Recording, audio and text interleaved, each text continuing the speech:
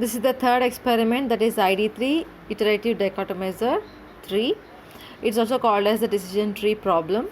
So in this case, we'll be calculating with the help of the formulae, which starts with the entropy, which represents the order of predictability. So in this case, we are going to consider the entire sample and the number of positive and negative samples in them, and based on those values, we'll be calculating the entropy, and the information gain for every attribute will be calculated. The information gain is something which actually represents the contribution of every attribute in order to make the predictions. So here we'll be starting up with this data set, which has 14 entries. So 14 entries, and there are 4 attributes: outlook, temperature, humidity, and wind, and you have 2 outcomes, yes or no. So we are going to count the number of positive and negative samples in order to proceed with our calculation. So the formula is having terms like P plus and P minus. P plus is nothing but the number of positive samples divided by the entire samples, that is total number of samples. P minus is the total number of negative samples divided by the total number of samples in the given set. So here log to the base 2 P plus or log to the base 2 P minus, you have to compute it with one of the special keys available for log on the scientific calc, which will be having 2 blocks, one for P plus and another one for base, that is 2. So here if you don't have such option, you are supposed to go for general log button. So the general formula to get log to the base 2 formula computed is nothing but log number divided by log 2. So log P plus divided by log 2, if you do also, you'll get the same result. So we'll be now considering the first step, that is we are going to calculate the entropy of the entire sample. So the entire sample means we'll be having totally 14 samples, and in this case we are supposed to calculate the number of positive and negative samples present in the entire set. So if we go for the solution here, first thing we'll be doing is knowing the number of positive and negative samples. Here in the given sample it is 9 for positive and 5 for negative. The entropy of the entire sample can be calculated with the formula that I have just shown, and on solving we'll be getting 0.94.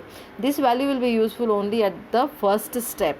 So here at each step we'll be calculating the information gain for every attribute, and then again we'll be picking up the highest valued attribute. So we are going to calculate information gain. The one with the highest information gain will be acting as a next node. In the first step, whichever is having the highest value will be the root node. So we are going to consider now attribute by attribute calculation, in which the first attribute is the outlook. So in the given sample of 14 samples, so you have 3 options available for outlook. Outlook can take either sunny, overcast, or rain. So whenever sunny is there, whenever outlook is equal to sunny, there are 2 positive samples and there are 3 negative samples, totally 5 samples. Whenever outlook is equal to overcast, there are 4 positive samples and 0 negative samples. And whenever outlook equal to rainy, there are 3 positive samples and 2 negative samples, total 5. So in this case, as you can see here, overcast is going to take only 4 samples given in the data set, and those all 4 are positive. So we can consider overcast as a pure set because it is not having a bifurcation between the 2 outcomes.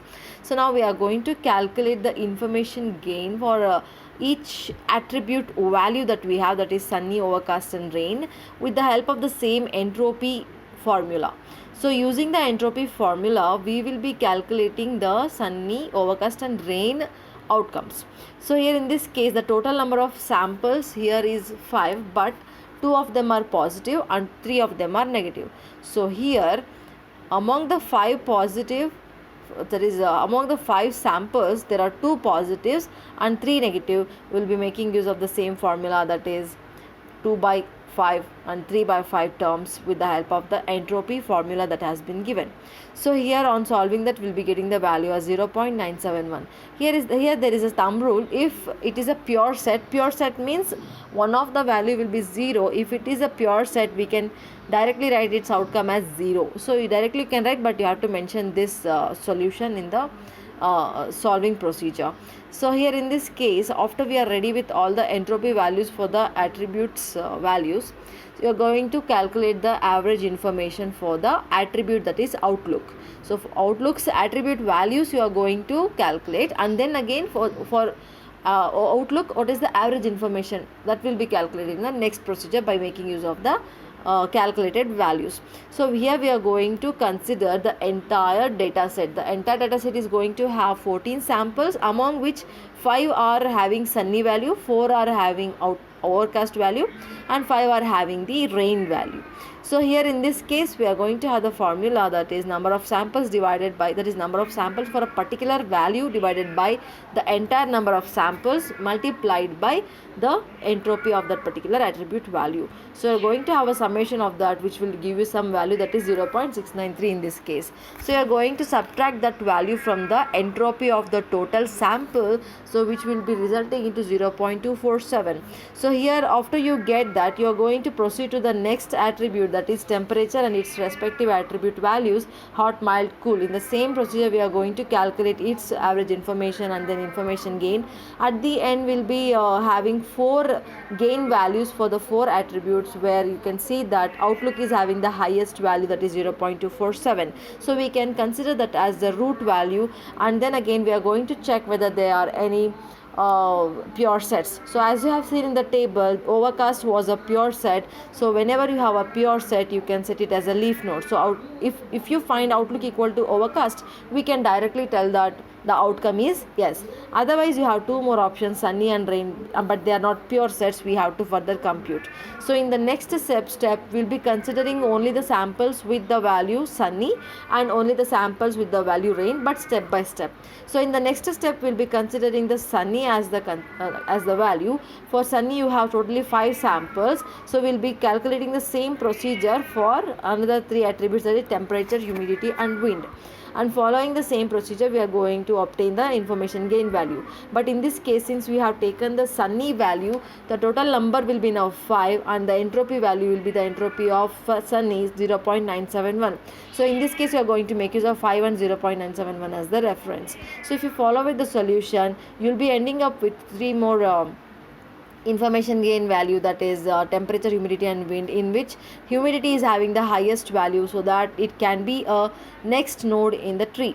So under outlook equal to sunny, I can consider humidity as the next node.